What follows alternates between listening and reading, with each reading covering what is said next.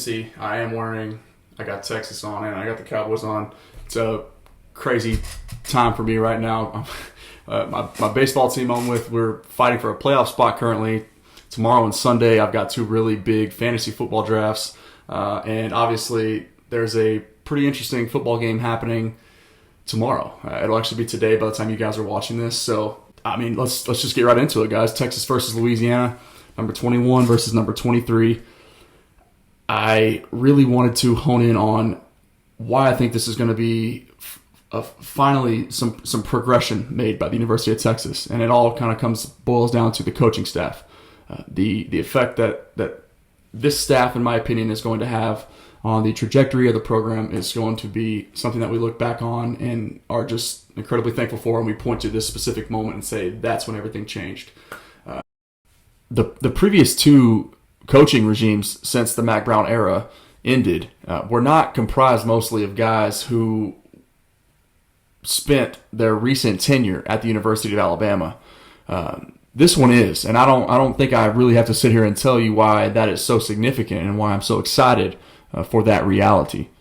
If you just kind of take a look back throughout history and how this all came to kind of be, Jeff Banks, Pete Kwiatkowski, and Steve Sarkisian are the three names that we're going to focus on here really quickly as possible. Basically, what gives me hope for the defense is if you go back and look at what Pete Kwiatkowski has done with every defensive stop that he's made, whether that be Boise State, Washington, or now Texas, and then even in years prior, we can dig back even further than that.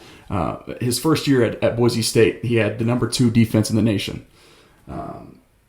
And two more, the two subsequent years right after that, in 2010, 2011, and 2012, he had 2 more top 16 defenses from Boise State. So, it's kind of funny. We remember those Boise State teams and their run, their reign, and what happened when they beat OU in that bowl game, right? We just kind of forget that a lot of times if you just pay a little bit closer attention, you can connect certain dots and figure out which coaches are responsible for a lot of the program's successes that they're currently experiencing in that time. Pete Kwiatkowski was one of those guys. He was a pioneer of the modernized defense that he runs, the philosophy that he deploys, and has ultimately masterminded as he kind of took some of the reins from Gary Patterson. Steve Sarkeesian and Pete Kwiatkowski have seemed to figure out a way to assemble the Avengers, per se, and kind of overtake and be this dynamic duo of coaching philosophy and just being ahead of the 8 ball, ahead of the curve as far as the adaptation of football offense and defense. The two biggest things that Pete Kwiatkowski focuses on are, I guess, the three key pieces are the 2 edge players, the Jack and the X. That's what you want to kind of focus on a little bit here. What you want to kind of take away is that there are 2 defensive linemen, prototypical defensive lineman body types, the nose tackle and the defensive tackle. That you'll see a lot of Keandre Coburn and a lot of Moro Ojimo in those 2 spots. But for the hybridized position that Gary Patterson and Pete Kwiatkowski have sort of been the 2 biggest names of masterminding are the edge positions they basically require the traditional 2 defensive ends to become one, the Jack, which is the strong side end, who primarily his role is to stop the run, but also be able to drop back in coverage if need be. The X backer position, somebody like Ray Thornton or Obi Agofu, 2 of our Power 5 transfers in at the linebacker position. Those are your guys a little bit lighter, a little bit more athletic. Their primary role on the weak side of the defensive line there is to prioritize coverage and take away the tight ends and running backs across the middle of the field. And then you've got your dime backer, as Pete Kwiatkowski likes to call it. This is sort of your piece where you essentially got 2 linebackers in the middle of the defense. You've got 3 deep defensive backs, and then 2 kind of shallow. So there's 5 defensive backs in total, 2 linebackers, and technically 4 defensive linemen. Though, like I said, those 2 edge players, they're hybridized roles. That's Pete Kwiatkowski's way of matching the modern spread offense, speed for speed, and keeping an adequate number of defensive backs on the field at all times to make sure that there's never a situation in which the offense can exploit a coverage weakness. And so that's what sort of Pete Pete Kwiatkowski has been able to do. And the reason I want to just continue to highlight that a little bit is, moving on from Boise State, he goes to the University of Washington. And in his first year, they led the nation in sacks and touchdowns. And that was in 2014. And then the following 2 years after that, in 2015, they send 5 guys to the NFL and still hold Pac-12 offenses to just 18 points per game, which is crazy to me. That's what one of his philosophies is, that his role, his goal as a defensive coordinator is to hold offenses under 20 points. And that, if you know modern college football, that is almost impossible to imagine. But he did that for 4 straight years at the University of Washington. And if you might remember in 2016, the Washington Huskies competed in the country's college football playoff and was one of the 4 best teams in the country that year. So you may be asking, why? You're asking yourself why? Well, I think you kind of are starting to connect those dots there. Pete Kwiatkowski masterminded one of the best defenses in the country. They were number 3 in the country at the time, I think, in total team defense. And obviously he continues to just put plenty of Washington Huskies into the NFL draft, including 10 defensive picks during his time there. Were selected in the top 2 rounds. And I don't know about you guys. I don't know for sure off the top of my head. I can't imagine there's many more coaches out there that can even remotely resemble that success in putting guys, developing talent and putting them into the NFL. That should kind of give you enough of a backstory on Pete Kwiatkowski, the defensive mind for Texas. And then also, to kind of bringing this back full circle, the guy that will be under the biggest spotlight tomorrow, Steve Sarkisian. In 2013, him and his Washington Huskies went into this world beater, new defensive tandem with Chris Peterson, Jimmy Lake, and Pete Kwiatkowski at Boise State. They were one of the country's juggernauts, right? During his tenure there, Boise State had 2 top 10 finishes and one also just outside the top 10, I believe. So in those 3 years, they were a vastly formidable opponent for everybody across the country, right? Well, lo and behold, 2013, some new guy named Steve Sarkisian shows up and essentially embarrasses Boise State and their formidable defense that was just 2 years prior number 2 in the country. Steve Sarkisian shows up, they steamroll him 38-6. So you've got what we know to be a dominant defensive mind in Pete Kwiatkowski, and then you couple that with what we hope and what we believe Steve Sarkisian to be.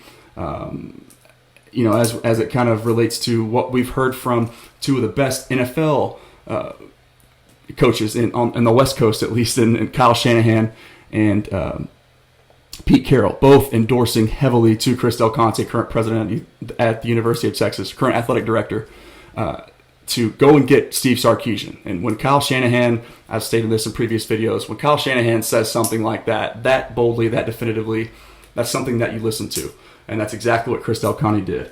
And then the third guy is just Jeff Banks. Every stop that guy's made, in the interest of just being as concise as possible, his special teams get better. And that's the third phase of football in which I think Texas has struggled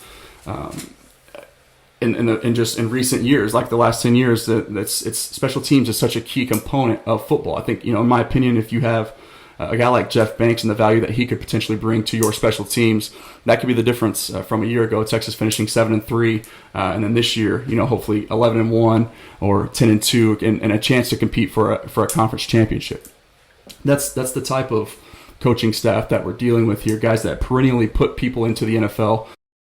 We know that Pete Kwiatkowski wants to maximize speed, have hybridized roles for his edge players on the defensive line that are essentially hybrid linebackers, put the most athletic player on his defense, which we will see the role that DeMarvion Overshown will occupy, usually in the middle of the field. That's the dimebacker or Mike linebacker position, depending on the situation and the down and distance. But this is the guy who, he's essentially playing closer to the line of scrimmage, occupying a linebacker position, but he acts as a safety because his role is to take away the entire middle of the field and essentially run all those crossing routes that are designed to, historically speaking, by the spread offense to kind of single out and make life difficult for the middle linebacker. So this is a player now that looks more like a safety, moves more like a safety, and is able to cover more like a safety. And that's what DeMarvion Overshown is asked to do. That's what we will see him do tomorrow. And this is one of the most important players on a Pete Kwiatkowski defense. Conversely, what we expect to see from Steve Sarkeesian is pretty simple, pretty plain. The quarterback's job is not to run like we saw Sam Ehlinger do far too much last year. In my opinion, mostly as a result, just because of the receiver's inability to get open down the field and create separation and win one-on-one matchups. Sam was just asked to do way too much on his own. Steve Sarkeesian offenses are designed to get the ball into the hands of their best players as many times as possible. We saw that last year, most recently with Najee Harris and Devontae Smith.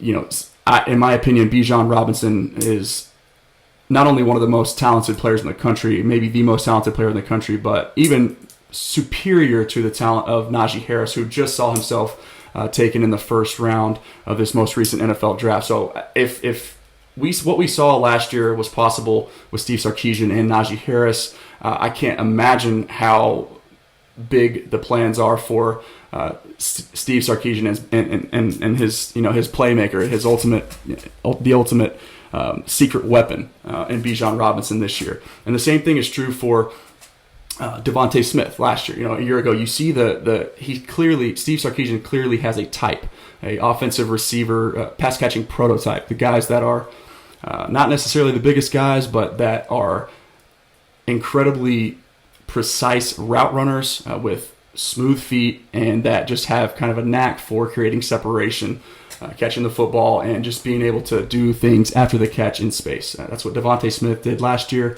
That's why a guy like Xavier Worthy coming over and earning a spot even in short time as a transfer from Michigan this year, a guy with 10.55 confirmed high school speed. No telling where he could potentially get that number to. Potentially, that's like we're talking Olympic style speed there. The track speed from Xavier Worthy. Expect to see Steve Sarkeesian manipulate those guys, whether that be pre-snap, post-snap, with some of the orbit and jet motions, making life difficult for even the best press man coverage safeties or corners, making that difficult for them, as difficult as possible. Joshua Moore, the same thing, top of the depth chart as well. The three receivers there, Xavier Worthy, Joshua Moore, and Jordan Whittington, who has also slimmed down himself to kind of become more of that prototypical receiver that Steve Sarkeesian is looking for. And the same thing with Joshua Moore, more of your slider build, 6'1", 180 pounds, really good feet, really good route runner, and explosive after the catch. So that's what we're going to see, guys. We will not, gone are the days of having a scheme that doesn't fit the personnel that you currently have. We have Louisiana now, the Raging Cajuns, obviously headlined by Billy Napier, who does have time himself at the University of Alabama. He is a disciple of Nick Saban and runs an incredible program as such, as if he were at the University of Alabama. This is a guy who has also turned down 2 Power 5 jobs already, including Auburn and South Carolina. If you ask me why that possibly would be, I would tell you, for one, he's already getting paid handsomely. 2, he's comfortable in the situation he's at and has a clear path to dominating their regular season schedule to gain their national prominence that we're seeing now. The third thing I would say is he just really believes in this team that much to go out and have a chance to compete for a college football playoff this year. I firmly believe that's the thought process for Billy Napier and why he would turn down 2 prolific Power 5 SEC jobs like that. This is a team that is incredibly experienced, and in fact, the number 1 most experienced team in all of college football. From a year ago, they're returning 96% of their production, which, just to put that into perspective, I believe the average college football team returns about 59% of that production annually. So we're talking literally something that doubles what the rest of the country has. So the COVID year obviously helps because guys didn't lose their eligibility.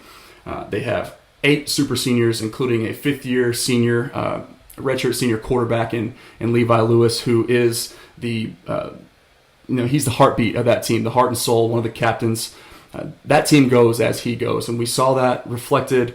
They sort of gave him a little bit more autonomy as far as being creative. last year, and their offense sort of started to click towards the end of the season, especially. I think they hung 70 points on somebody in their conference towards the end of the year last year.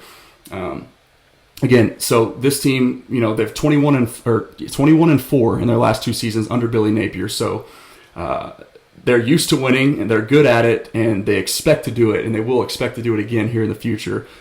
Just a few hours here at Darrell K. Royal Texas Memorial Stadium. Levi Lewis is a guy that when I watch him play, when I watch his film, in my mind I'm thinking Kyler Murray athlete, not quite the Kyler Murray arm. He can beat you with his legs, and he will do that. Just contain the pocket. Don't let him extend plays as best as they possibly can, and make Louisiana, make Levi Lewis beat them with Levi throwing the football in the air, through the air. It's not something that he is prolifically great at. I would say he's the shallow to intermediate routes he can do, especially the throws over the middle. But the deep routes is where he continues to, or he seems to struggle, and then continues to do so even more, especially when faced with pressure. Obviously, what quarterback isn't? There isn't a quarterback in the world that would tell you they like throwing under pressure more than they like throwing from a clean pocket, an on-platform throw, if you will. So again, this is a guy, he will make mistakes if you pressure him. Doesn't throw with the greatest anticipation from what I can tell. Maybe some of you Louisiana fans out there, if you're watching this video, which I would love that if you were, please let me know if I'm wrong about that, what your thoughts are on him as a thrower.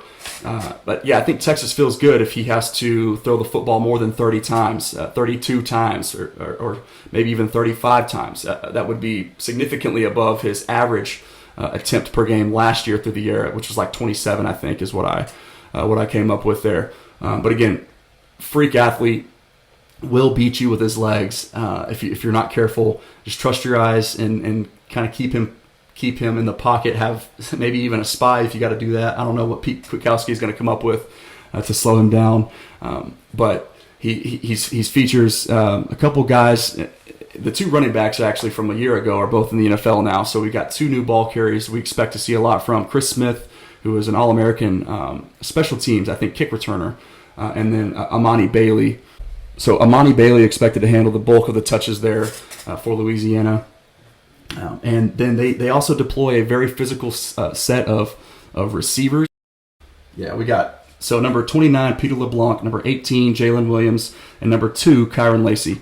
All 3 of those guys are over 6'2" and over 200 pounds. So that kind of tells me a little bit that they rely a little bit more on just kind of like 50-50 balls and receivers making contested. Louisiana. They also have 2 very, very talented offensive linemen. Number 58, their right guard, Osiris. Don't want to mess his last name up. Torrance. There, he is one of them. And then on the same side, just to his right, the right side of that offensive line, the right tackle, Max Mitchell. Both of those guys we might be seeing on Sundays next year, and pretty relatively high day 2 picks at the very least in next year's NFL draft. Texas Homer did a really cool kind of bit on that to kind of help you understand how successful they were pass and run blocking last year. If you were to take Osiris and Max Mitchell's run and pass blocking grades and place them into the Big 12, Osiris would have finished first as a pass blocker and 6th as a run blocker. And then conversely, Max Mitchell would have finished first as a run blocker. So they got the number 1 run blocking offensive lineman, and they got the number 1 pass blocking offensive lineman there as well. So we will see some triple option stuff featured with Louisiana's offense. They are bringing in a new offensive coordinator, so the offense could be different than what we even saw most recently in their spring game that I tried to watch as much as I possibly could of. And we've got a little bit more, so some veer techniques, a lot of pistol formation sets. And they utilize the H-back pretty often too. So a lot of times you'll just see the H-back motioning pre-snap. That's usually the direction in which the play is going to go. It's not really rocket science. On the Louisiana defensive side of the ball, number 99, big defensive tackle Taylon Humphrey, 6'5", 355 pounds. That's a dude I'll be watching out for. We hear a lot of great things from him in camp this year. And then Zion Hill, big defensive end, number 4, not quite as big, about 280 pounds, but a guy that reminds me a lot of Carlos Basham, who I talked about. I did a video on him headed into this most recent NFL draft, just as a guy that I thought the Cowboys could potentially steal in the second round. I think he ended up going to the Buffalo Bills in the first round, though. But really, really nice athlete for his size, explosive, has some power, and just you see like really good lateral agility and get off of that defensive line there. So number 4, number 99 on the defensive line, and their top playmaker from a year ago, Braylon Trahan, safety number 24. I think he had 6 interceptions last year. And Louisiana as a unit was one of the better teams at turning the football over. Louisiana wants to get physical on the perimeter. They want to take risks. They want to make big plays. That's what they did last year. They like to press man coverage. Steve Sarkisian offenses, I'll just tell you this and hope that you trust me when I say it, so I don't want to spend too much time here on this topic either. When Steve Sarkisian sees press man coverage or just one-on-one coverage in general, that's exactly what his offense flourishes the most under. It's an RPO system, but it's also sort of a pro-style system as well that utilizes a lot of the play action passing game. It all just kind of depends, and it's dictated upon what the defense throws at them. That's the number one advantage in all of football, is that the offense always knows what's happening, and the defense doesn't always get that same honor there. So making things difficult. Another couple just very important topics things to note here as we head into this game. The last two things, unless I remember something else. Cameron Dicker is listed as handling all three of the kicking duties, but punting, place kicking, and the kickoff. So that's kind of interesting there. You don't always see that. And then I heard some people just kind of talking a little bit about Hudson Card and why would he be the place kick holder. Those responsibilities in Nick Saban and now Steve Sarkisian coached teams are devoted to the guy who handles the ball the most often, and of course in this situation is the quarterback. So we saw the same thing happen to Tagovailoa from 2 years ago at Alabama, and Mac Jones from a year ago. They both did the same exact thing. So nothing necessarily new there. How Pete Kwiatkowski is able to kind of dial up certain things to make life difficult for Louisiana, the way he did so often at both Washington and Boise State, and then for Steve Sarkisian just to continue to implement the same style of offense and just hammer it home to these guys.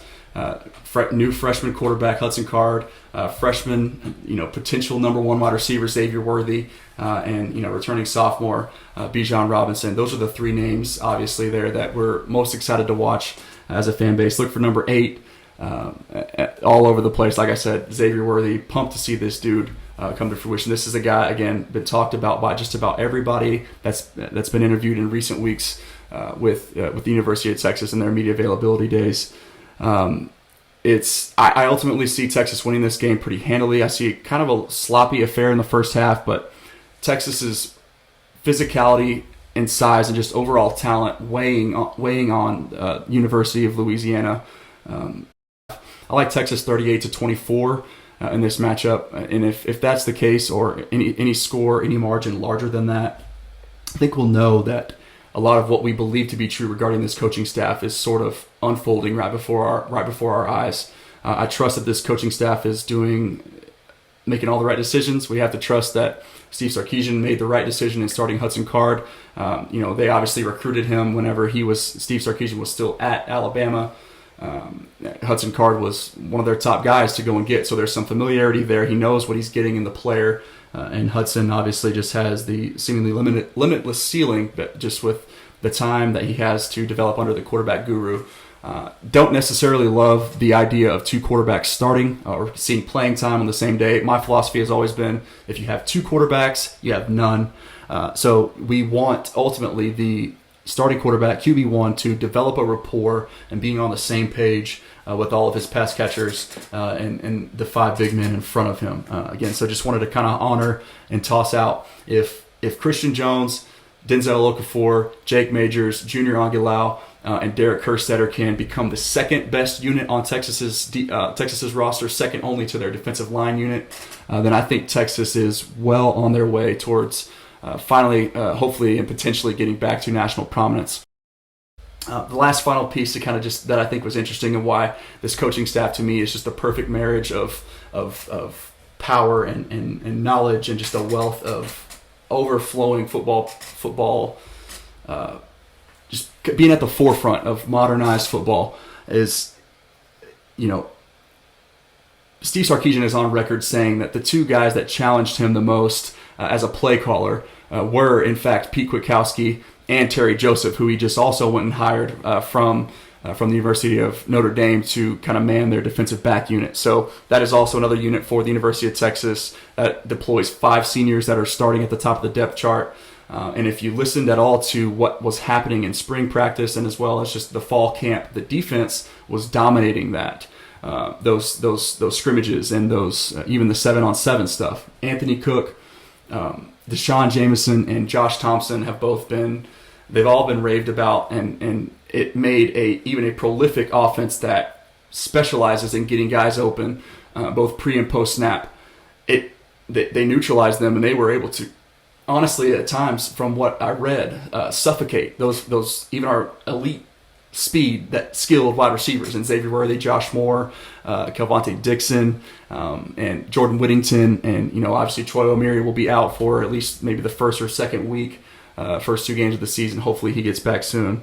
Guys, I hope this wasn't too long. I'm sorry about the rambling. I'm just, obviously, if you can't tell, I'm so excited. 8 months since the Steve Sarkeesian hire. We're finally getting to see everything unfold in front of our eyes tomorrow. We as fans, just the last thing I wanted to kind of mention, it's our job to bring some of the passion and to help kind of re-spark the fire, right? Brand new South End Zone, $300 million renovation. Bevo Boulevard is getting all kinds of upgrades and making the fan experience that much better. First time in so long, I don't even know the amount of days since Texas was able to host max capacity crowd, top 25 matchup tomorrow. Show up, show out, and be loud, man. I can't wait to see everything unfold. I like Texas winning this game. Let me know what you think in the comments. Don't forget to like and subscribe if you enjoyed this content, y'all. I appreciate y'all hanging out with me. And that's it. Next time we talk, Texas will hopefully be 1-0. Hook 'em.